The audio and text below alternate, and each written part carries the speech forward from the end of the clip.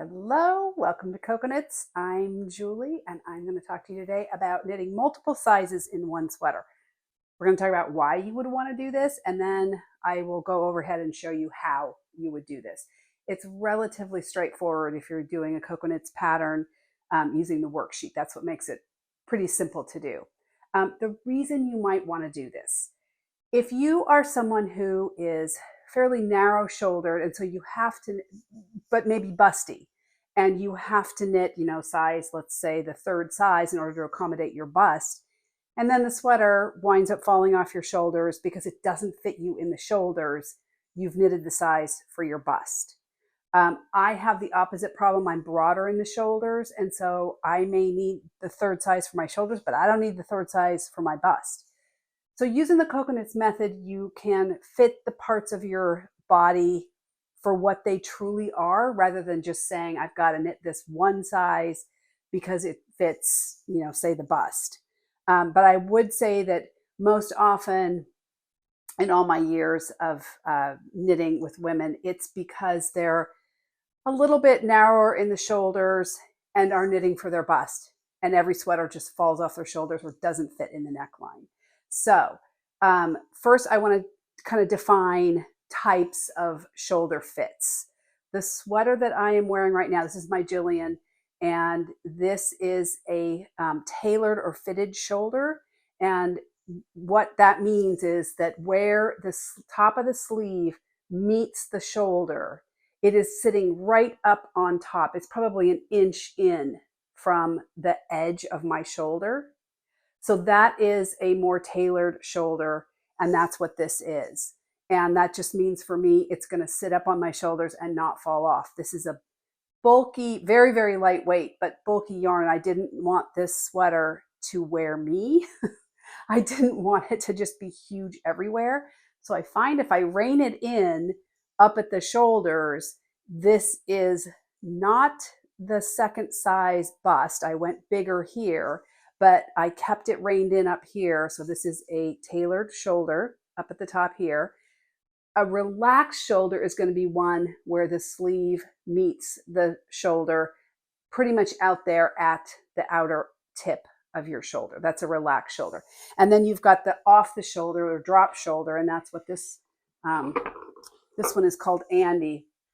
And this one is designed to be a drop shoulder. So that join is happening fully on the sleeve down here in your arm, not at the join and not inside for a fitted. This is drop shoulder. So you can figure out what you want. It could be that, like I say, this is designed to be drop shoulder.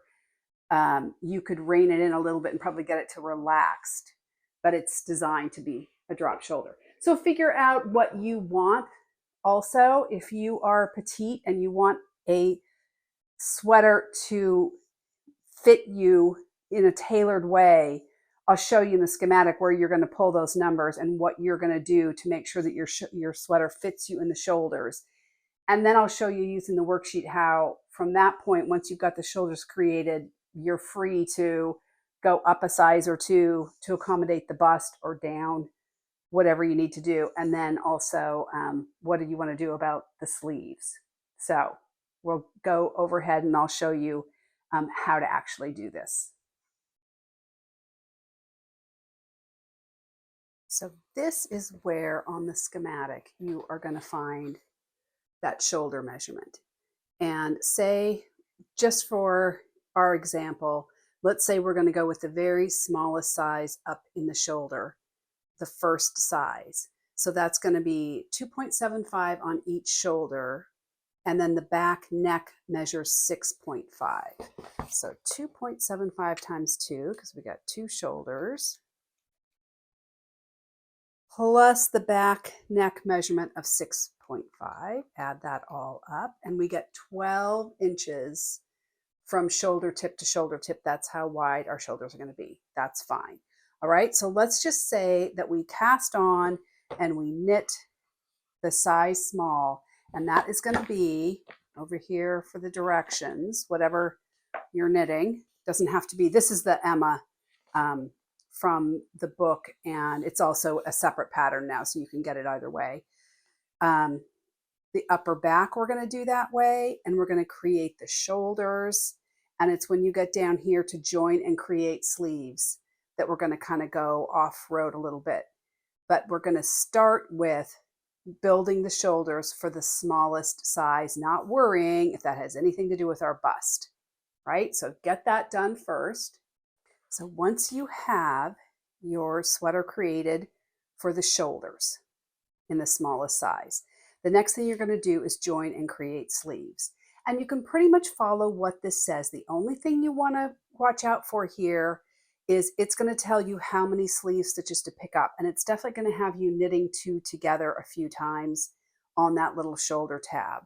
And if you know that you do not want a slender sleeve, you may want to not knit 2 together at all, but knit every single stitch that you pick up along the shoulder tab to create the tops of the sleeves. And that way you'll have more stitches to start with. So what I'm talking about is when we are knitting around here, joining and picking up this little area on the side of the shoulder tab to get the sleeve stitches, it's usually a ratio of about 3 to 4. And it could be that if you know you want a fairly full sleeve, just pick up some extra stitches along there. Don't get the starting stitch counts for the small, maybe get the starting stitch counts for the medium. So for instance, it says knit across these through the back loop, decreasing evenly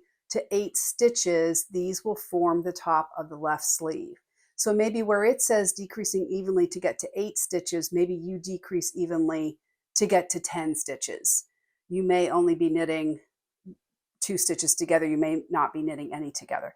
That's the only thing to watch for there, is that maybe you do want to pick up some extra sleeve stitches there. Everything else you will follow for the size that you started the shoulder for. So for our example, we're knitting the size small. I'm going to have the small numbers when I get this all joined, but I'm going to aim for the 3rd size of sleeve stitches. So we've built our little shoulders for the smallest size. And now we are going to fill in each section of the worksheet as follows. And we have all the smallest sizes, so fill in what you've got. The only thing I'm going to assume here is that I have picked up maybe just 1 or 2 extra stitches on the sleeve. So instead of the small size, only 8 stitches, I'm going to put that I picked up 10 stitches there. Everything else is for the small size.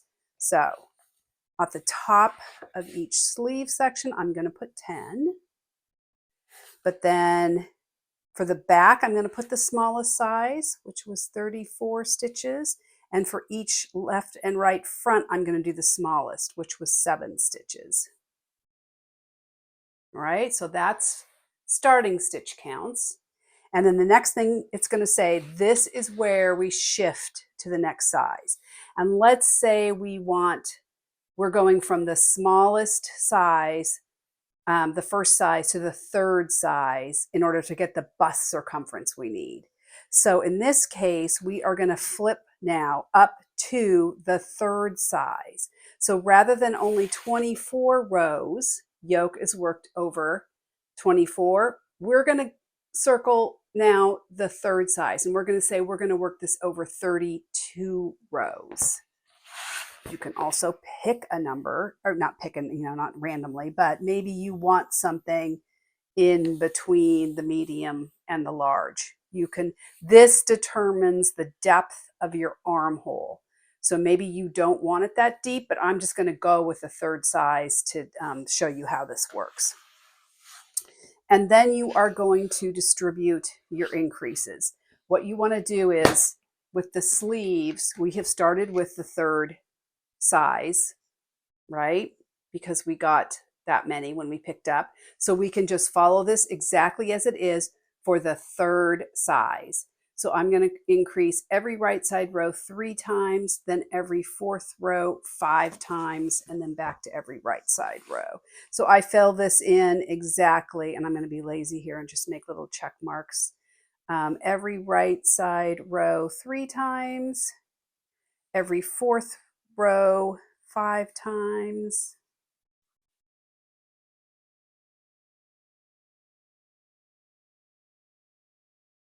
and then back to every right side row for the last 3 right side rows.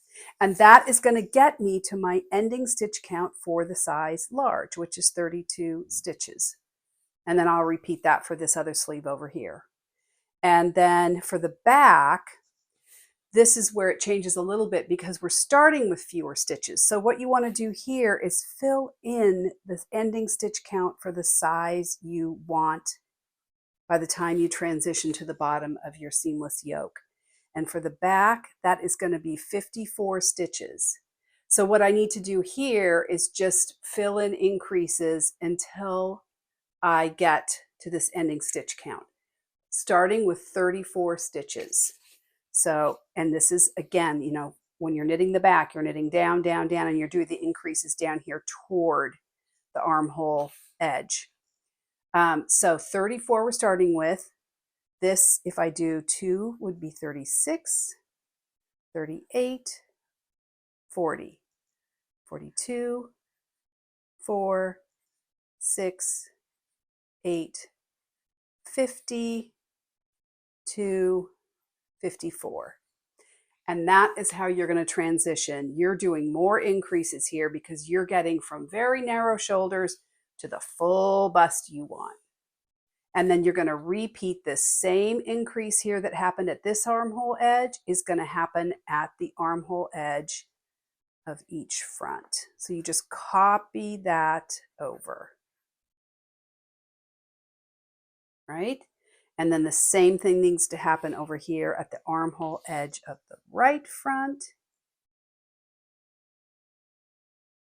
There you go. You don't even have to do any math, really. Just fill it in so that your ending stitch counts match what you want for the full bust size. And then what you're going to do for each front is, we started with 7, and then you can just count. 8, 9, 10, 11, 12, 13, 14, 15, 16, 17 we would have. What do we want? What does our pattern tell us that we need to have for the ending stitch count of each front? And that is right down here for the third size under, this is after you filled in the neckline. We haven't done that yet, but this is where the full stitch count would be. We need to have 27 stitches. So I'm going to put 27 stitches down here is what we are aiming for. If that's hard to find, it is half the back stitches. 27 plus 27 equals 54. At any rate, my pattern is telling me I need 27. If I start with 7 and I do all these increases, I'm going to have 17. And that is how I know how many more stitches I need to add at the neckline in order to get to my ending stitch count. So then you can just distribute the 10 increases, right? 27 minus 17, we need 10 increases. So the way I do that is starting in row 1, I do every fourth row, 2, 3, 4, 5, 6, 7, 8, and then any excess, I start at the bottom and fill in. There's 9 and there's 10. All right? So I've got 1, 2, 3, 4, 5, 6, 7, 8, 9, 10 increases there. And I've got 10 here. 1, 2, 3, 4, 5, 6, 7, 8, 9, 10. And I've got 7 there. That gets me to 27. So that's how I'm going to fill it in so that I have transition from the very smallest size to the third size. So if you are doing a size other than from size 1 to size 3, the basic concept is that you are going to use the whatever you want for armhole depth. That's where you're going to draw your line, and you're going to put your ending stitch counts in of the size you want for the full bust. And then just fill in however you need to get from your starting stitch counts to the ending stitch counts of the size up, size or two up, whatever you choose to do. So it could be that you don't want the size 3 of the sleeves. Just erase a few increases then. Just make this fit whatever you want. I could also have chosen to do the rows of the size medium. You know, you can kind of tweak it. But hopefully that shows you how you can just transition from go ahead and do the size shoulder that works for you separately from the size bust that works for you, right? So just make sure that at the end of this, you wind up with the stitch counts you need for the size that you're aiming for. That's how you do it.